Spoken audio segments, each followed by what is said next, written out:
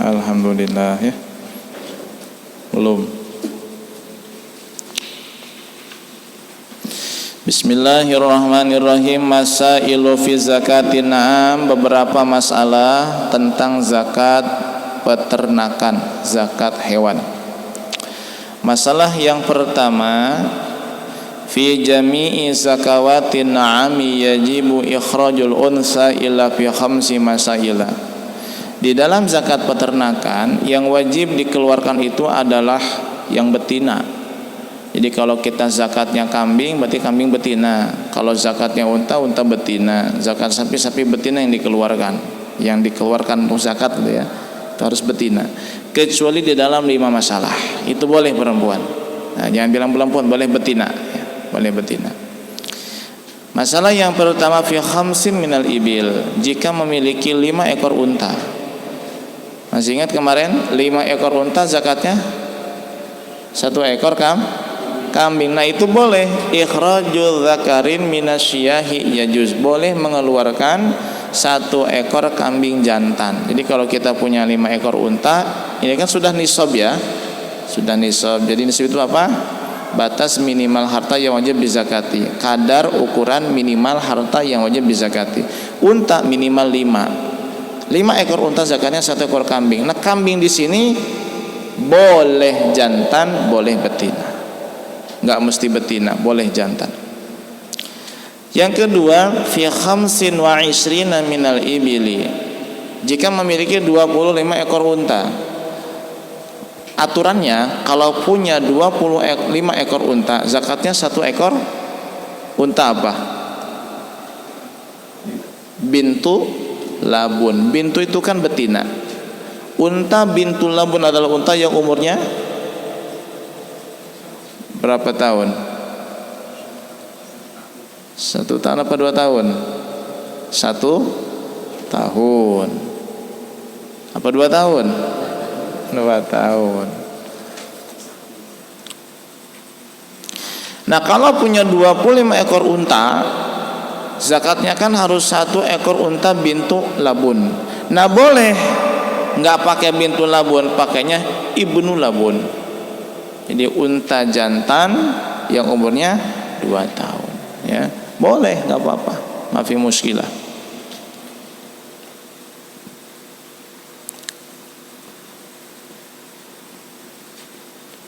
Jelas ya. Bintu labun 2 tahun. Ingat urutannya ya. Kalau yang setahun namanya unta bintu makhad, yang 2 tahun bintu labun, yang 3 tahun hiqqah, yang 4 tahun unta jaz'ah ya, jaz'ah. Kalau punya 25 ekor unta, seharusnya kan mengeluarkan 1 ekor unta bintu labun, unta betina yang umurnya 2 tahun. Ternyata boleh unta jantan yang umur 2 tahun, namanya unta ibnu labun gitu. Auhik in fukidat bintu makhod. Nah, atau boleh juga mengeluarkan 1 ekor unta hik. Ada hikoh, ada hik. Kalau hikoh unta betina umur 3 tahun. Kalau hik unta jantan. Begitu. Jika tidak ada unta bintu makhod, unta yang umurnya 1 tahun, maka boleh diganti dengan unta jantan yang bernama unta hik. Gitu. Udah jangan lama-lama lah, kita lanjut aja. Kan untanya tidak. Gimana? Iya, hikoh itu kan betinanya. Kalau hik itu jantan. Ya. Nah, bintu labun betina, yang jantan ibnu labun. Begitu. Masalah yang ketiga, boleh mengeluarkan zakat dari hewan yang jantan ya. Fil jubron, masalah jubron kemarin masih ingat ya. Jadi kalau misalnya kita memang wajib mengeluarkan unta bintu labun, tapi tidak ada bintu labun, jadi harusnya zakat itu 1 ekor unta yang umurnya 2 tahun, 1 ekor unta betina umur 2 tahun, namanya unta bintu labun. Tapi nggak ada. Nah itu kan opsinya kan boleh 2 ya.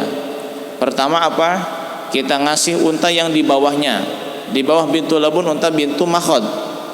Dan kalau kita ngasih unta yang di bawahnya berarti kita minta tambahan dari si penerima zakat atau wakilnya. Apa tambahannya itu?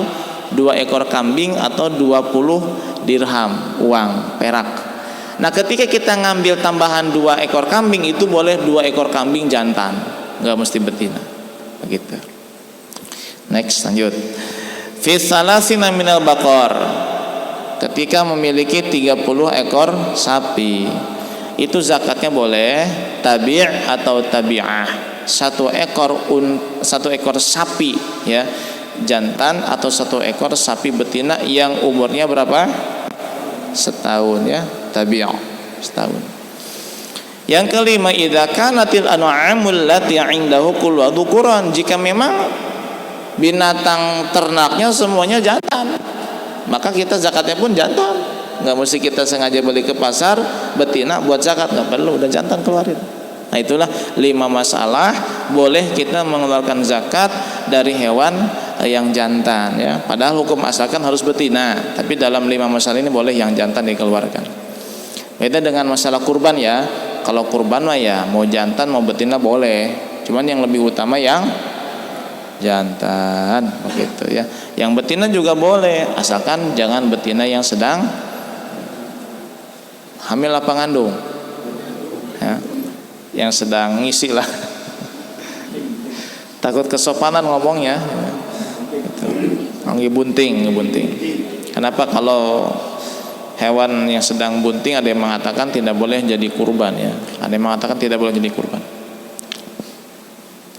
Masalah yang kedua, la yajuzu ikhrajul ma'id. Tidak boleh mengeluarkan zakat dari hewan yang aib, yang ada cacat, yang enggak boleh. Kecuali idza kanat kullu na'amihi ma'ibatan. Semua hewan ternaknya cacat boleh. Ya mau milih yang mana? Semuanya cacat.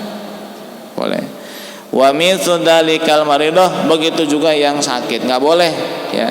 Hewan yang kita keluarkan zakat berupa hewan yang sakit, kecuali kalau hewan yang kita punya semuanya sakit, boleh dikeluarkan yang sakit.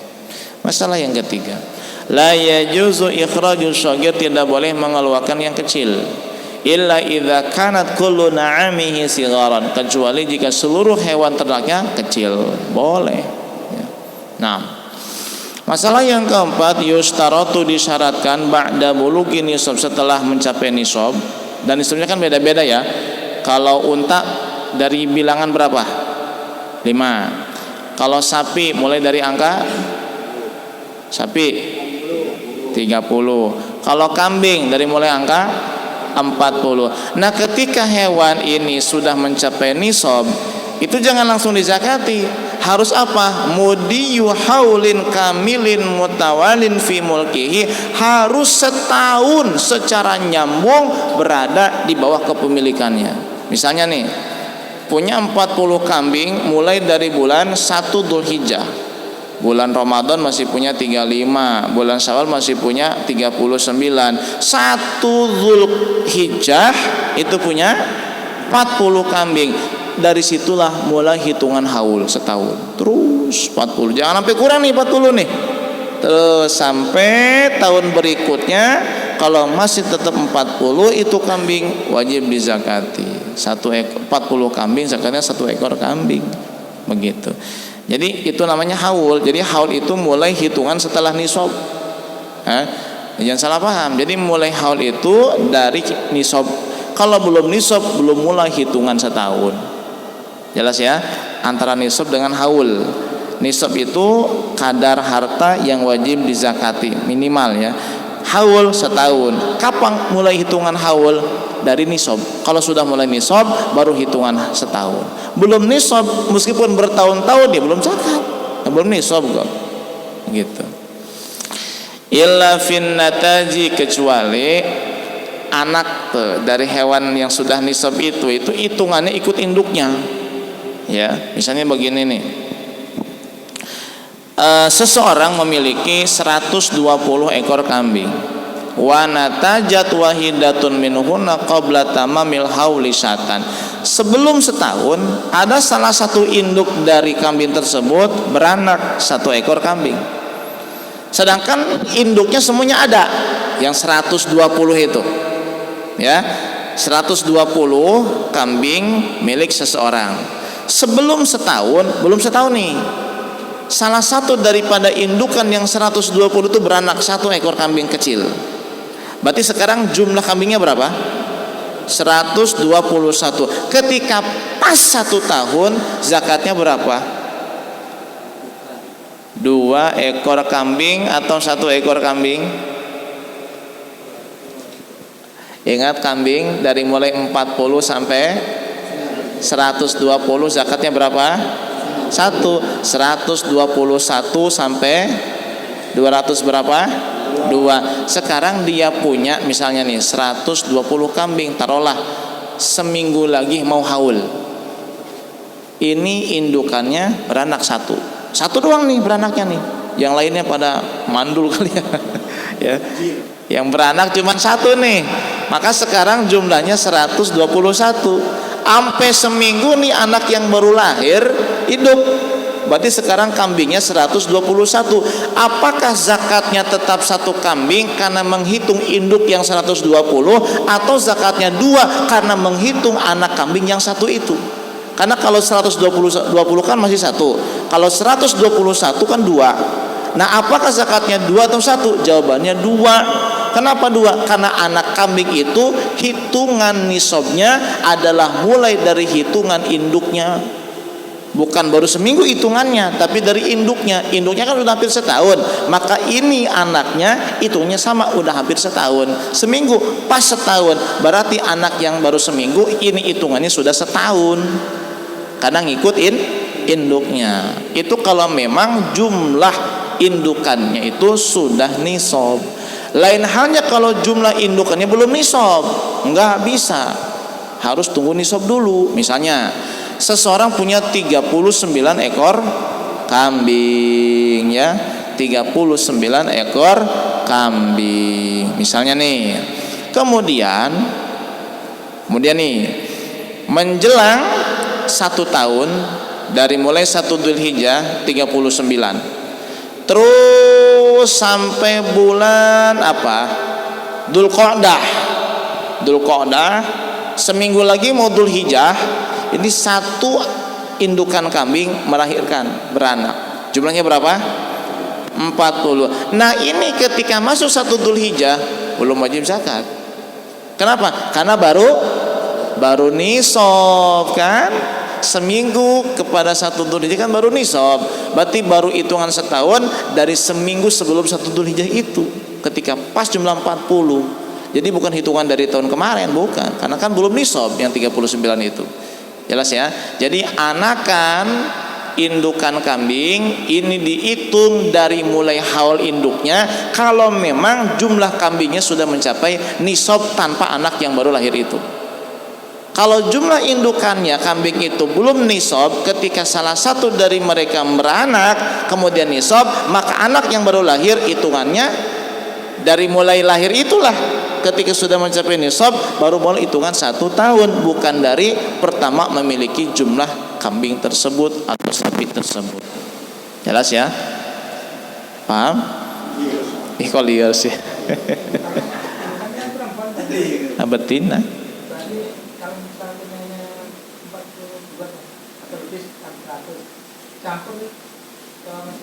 Iya kan nggak semuanya betinnya kan, ada jantannya 1, 2, 3 mah kan begitu.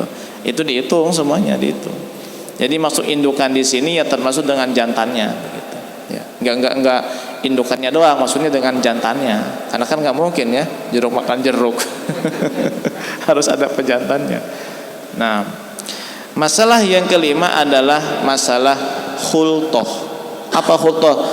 Khultoh itu adalah idashtarokathnani min ahli zakati, 2 orang ahli zakat menggabungkan harta mereka jadi 1. Maka zakatnya cukup zakat 1 orang meskipun itu milik 2 orang, apabila telah memenuhi persyaratan khultoh.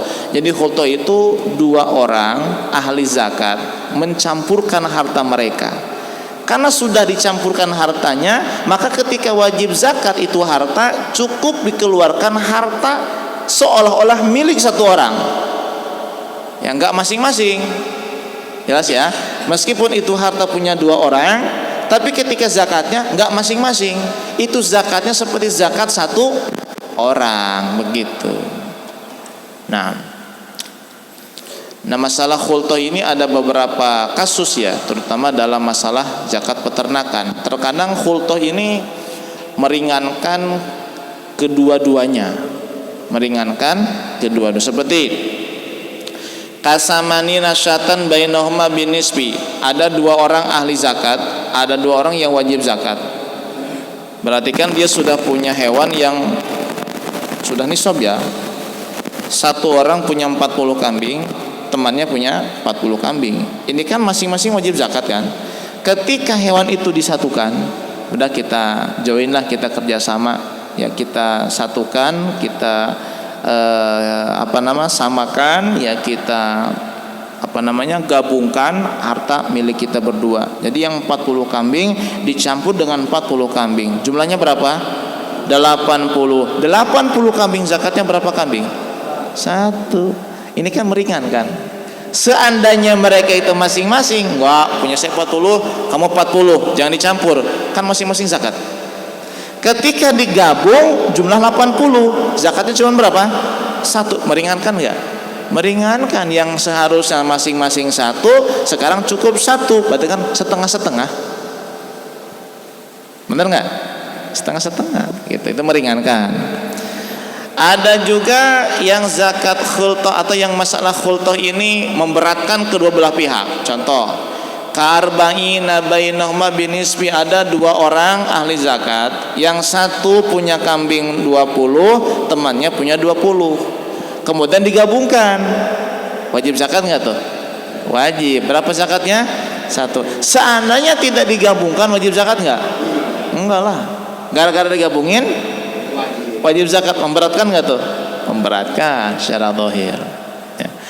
Ada yang memberatkan sepihak, meringankan pihak yang lain. Contoh, ka'angkana li ahadihima arba'un. Misal satu orang punya 40 kambing, walil akhari isrun, yang lain punya 20 kambing.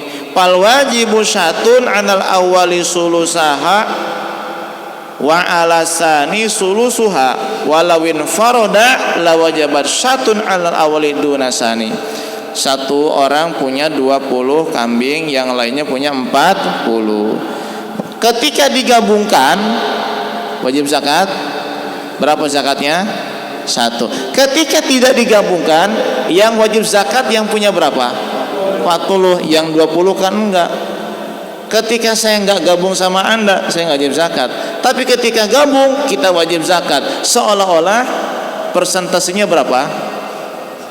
Satu orang itu berarti seolah-olah 2/3, yang satunya 1/3. Seolah-olah. Maka yang 2/3 kan diberatkan. Apa diringankan? Diringankan. Yang 1/3 diberatkan. Kenapa? Karena ketika dia tidak mencampur, malah tidak wajib zakat. Gara-gara dicampur wajib zakat.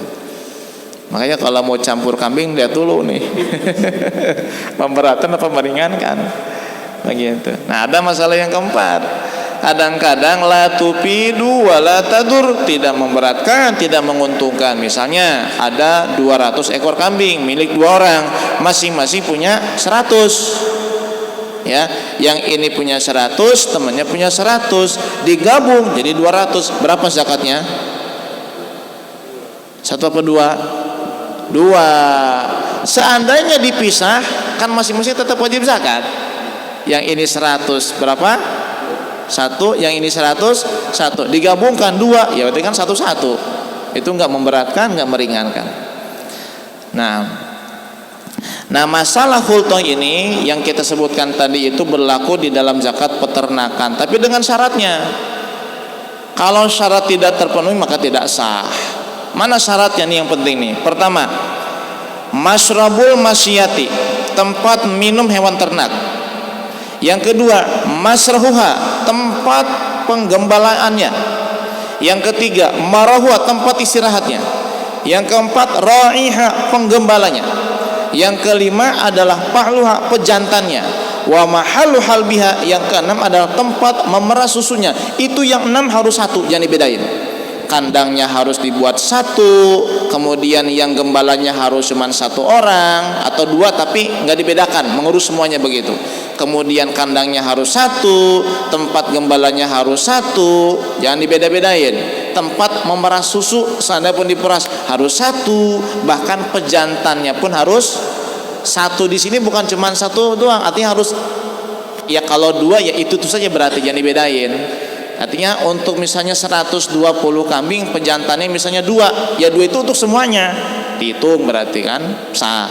Beda kalau begini, ada 120 milik 2 orang, tapi dibagi, yang 40 pakai pejantan ini, yang 80 pakai pejantan ini, itu nggak boleh, nggak sah nanti khultohnya.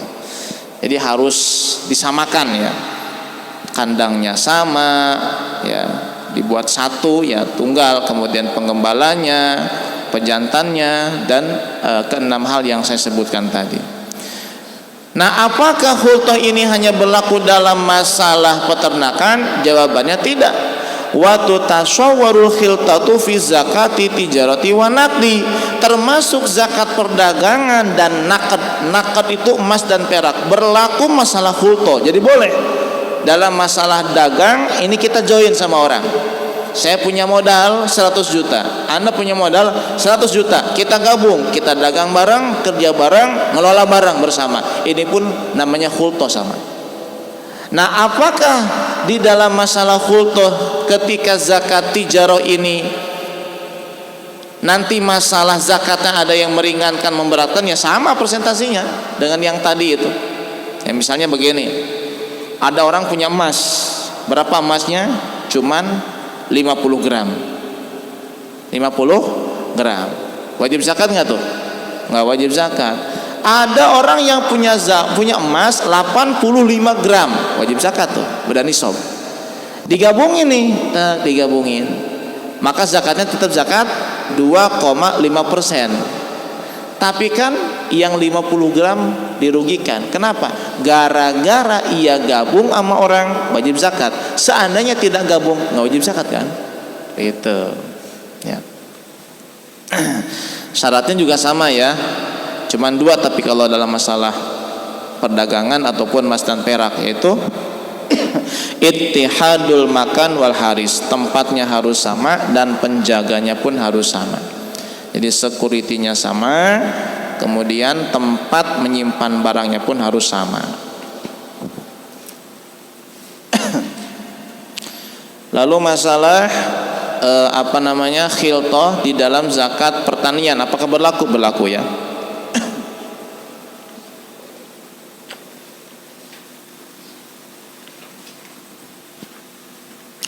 Di dalam masalah pertanian, hasil pertanian ini pun bisa khiltoh ya, atau khultoh, dicampurkan antara milik kita dengan punya orang lain. Tapi syaratnya ini harus tunggal tempatnya, kemudian saki menyiraminya, malqahi ya, pengawinan mayang. Itu kalau kurma kan harus dikawinkan mayangnya. Kalau nggak dikawinkan nggak bakal berbuah itu kurma. Seperti pohon apa ya, pohon lengkeng. Salak juga sama, harus dikawinkan itu. Itu cara pengawinan harus sama juga, jangan dibeda-bedain. Kemudian membajaknya, manennya, yang membawanya, tempat menjemurnya harus sama. Di dalam masalah zakat hasil pertanian jika khultoh, jika dicampurkan ya. Saya punya misalnya hasil kurma, atau saya punya kebun kurma misalnya sekian, si B punya kebun kurma sekian, kita gabung, hasilnya pun kita dibikin satu, gak dibeda-bedain. Itu zakatnya pun seperti zakat satu orang, jangan dibedakan. Tapi syaratnya khultoh di sini harus tadi ya, harus sama tempatnya, penyiramannya, pengawinan mayangnya, pembajakan sawahnya, ladangnya, pertaniannya, pemanenannya, kemudian yang membawa hasil panen tersebut harus sama orangnya, tempat penjemurannya pun harus sama. Kenapa penjemuran? Ya kan yang namanya pada kan jemur, termasuk kurma kan dijemur. Ya kurma itu kan yang kita makan itu kurma kering, itu kan dijemur. Asalnya kan kurma basah. Termasuk kismis itu kan asalkan anggur. kemudian mengeras itu kan dijemur. Tempat penjemuran harus satu juga, tidak boleh dibeda-bedakan. Nah, jadi kesimpulannya masalah khultoh itu berlaku di dalam 4 bab zakat ya. Pertama dalam zakat pertanian, peternakan. Yang kedua di dalam zakat perdagangan, emas perak. Yang ketiga dalam zakat hasil pertanian dan perkebunan. Ini berlaku khultoh. Khultoh itu apa? 2 orang ahli zakat mencampurkan harta mereka. Begitu. Maka zakatnya seperti zakat 1 orang. Itu ada 4 kondisi. Terkadang memberatkan keduanya, meringankan keduanya, terkadang tidak memberatkan, tidak meringankan kepada keduanya, terkadang memberatkan kepada salah satu pihak, menguntungkan pihak yang lain. Khultoh atau khiltoh ya, boleh khiltoh, boleh khultoh kita bacakan. Baik, itulah seputar zakat peternakan. Nanti kita lanjut yang kedua, zakat muasyarat, zakat hasil pertanian dan perkebunan. Tidak semua hasil kebun, tidak semua hasil tani wajib dizakati ya. Kadang kita punya hektaran kebun apel di mana? Malang. Wajib zakat? Enggak ya. Kita punya hektaran kebun durian. Wajib zakat? Enggak wajib zakat ya. Nanti kita bahas yang wajib dizakati adalah hasil kebun apa? Kurma dan anggur. Pertanian adalah makanan pokok. Begitu. Nah, wallahu a'lam bishawab.